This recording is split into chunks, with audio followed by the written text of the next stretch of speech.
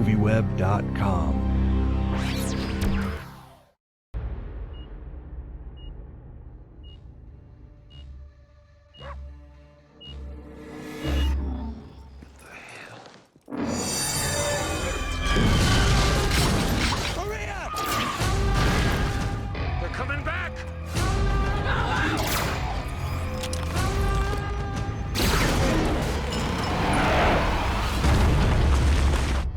Why do you think these two things, these two genres, work when you meld them together? I don't know. I don't know if I know the answer to that. I know that the kind of that what you do by sort of combining them and spending the money on a movie like this and making it as big a movie as this, that you give it, you know, you were kind of allowed to sort of explore it in a kind of really big and interesting way. And we just, John and Harris and all of us, all the cast, were all just deadly keen to make it as straight a Western as we possibly could, not fill it with gags and sort of send it up, because it's, the title says it, you know, it's called Cowboys and Aliens.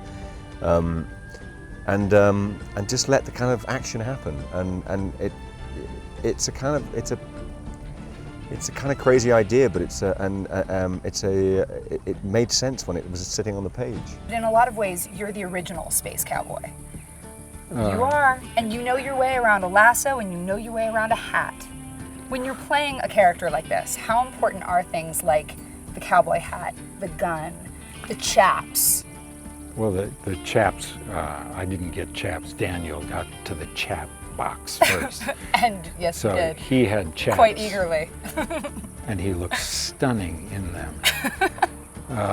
But I wanted, I think costume elements and props are very critical in the fact that because the audience is so visually sophisticated, they understand things from looking at them. Mm-hmm. And so they're way ahead of you when the minute they see something, those are things you don't have to act anymore. They get it.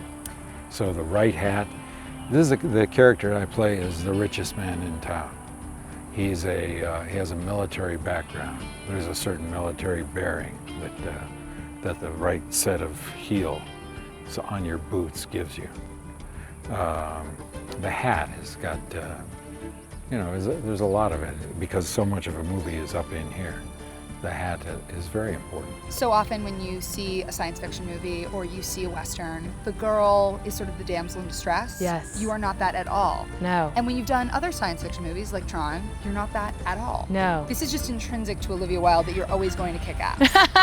It's in my contract. Yeah? Must kick ass.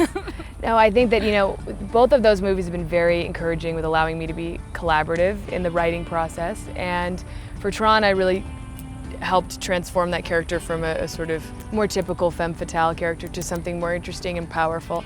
And I think for Cowboys and Aliens, similarly, I went in there and said, Ella's got to be the smartest one in the room. Yeah. And I think that John was very receptive because he knew I was willing to do the work that it would take to create this character. And they wanted her to be tough and strong. I love that she doesn't fit any of the molds of the typical Western woman.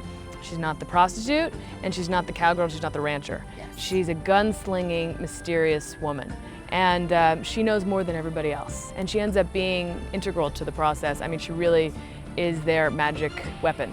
And it was fun to make, and it was fun to really embody that Western swagger. Oh, yeah. You know, we watched every Western under the sun, and we really got inspired by it. I love gangster movies, that's my favorite kind of genre.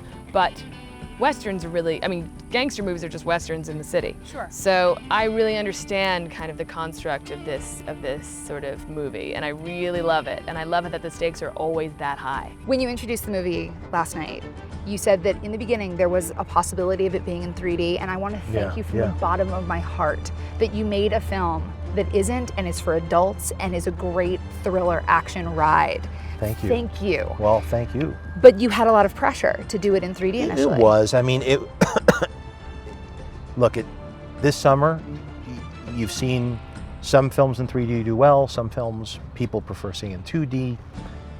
You know, but at the time, if you remember, remember it's 2 years ago now, it looked like everything was going to be 3D. There were a couple of hits in 3D, and everybody said, oh, we could charge, $4 more, $3 more a ticket. This is a great way to make more money and support a film industry that's being hurt by by, you know, online theft and the DVD market's going away. So I get why there was definitely a trend going towards 3D, but not every story should be 3D. And I'm a fan of 3D. I like good 3D. But for this movie, you know, we decided to put our emphasis on the stars and on the story. If you look at most of the movies that are out in 3D, it's usually about it's set the pieces. effects. Of course. It's costumes. It's not about the personality of the actors as much as the personality of the film. Right. And with this, if I had, you know, Harrison Ford, Daniel Craig, Olivia's beautiful face, she's a great actor, performances all around, you want to see them. Went this way. I don't know what it is, but it's bleeding. That's the same direction those machines went with our kin. We're gonna be able to track it in the dark. Round up the horses, get some supplies. We'll set off first light. You're going with us. I need that weapon. It's the only thing that counts. I figure you owe me. I don't see it that way. Seeing you and Harrison go mano a mano is so wonderful.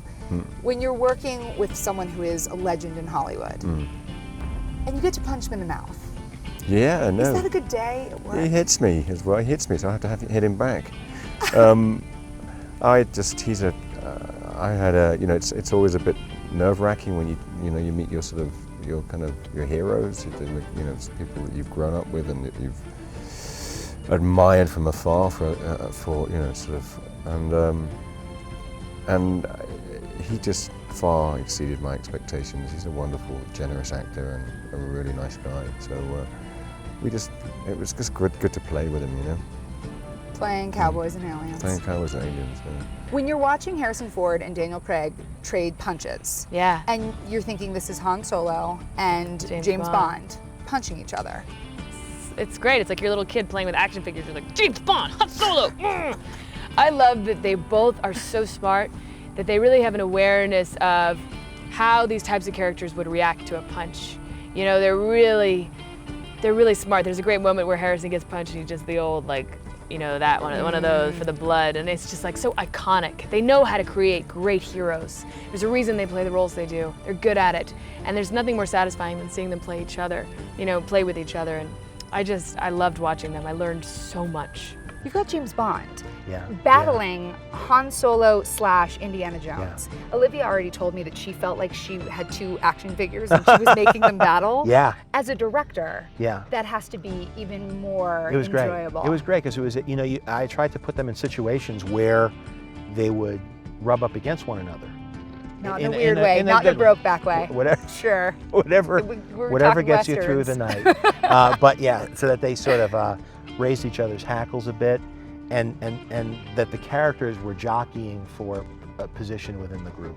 Because here you are facing this unknown thing, and of course everybody's got a different approach of how they want to overcome this problem, and if it's even possible, and then how they rally not just themselves but also the Native Americans, and that's where the whole thing goes sideways, where you take the most realistic landscape of a Western, throw the aliens in, and everything starts, you know, everything goes topsy-turvy. And to me, that's where the humor is, that's where the fun is, the excitement, and what makes it original and unexpected. So without having that basis of a real Western and good actors as a foundation, it was very difficult to really mine fully what the possibilities were for the concept. What this film does is that it respects the tradition of the Western. There was a brief period of time when it was considered when 3D was considered. Which terrified me, and I'm so grateful that you didn't go that way. And I am too, because it's the wrong format. A Western is wide and tight, so that you have context, you have this constant reference to this rugged country that this rugged, empty country that these things happen in. And yet you can, at the same time, get into the eyes and the faces of the people. They're there. That's called an anamorphic lens. And it is so critical to the telling of a Western story. Yes. So I was really pleased about that. And I think the movie is beautifully shot. We're in wonderful places. And the Western, there are all stripes of Westerns. There are jokey Westerns, there are gritty Westerns. I'm happy that we chose one that this is a gritty one. They'll come back with more, and there will be no survivors. It's what they did to my people. I've seen good men do bad things, bad men do good things. You go get our people back.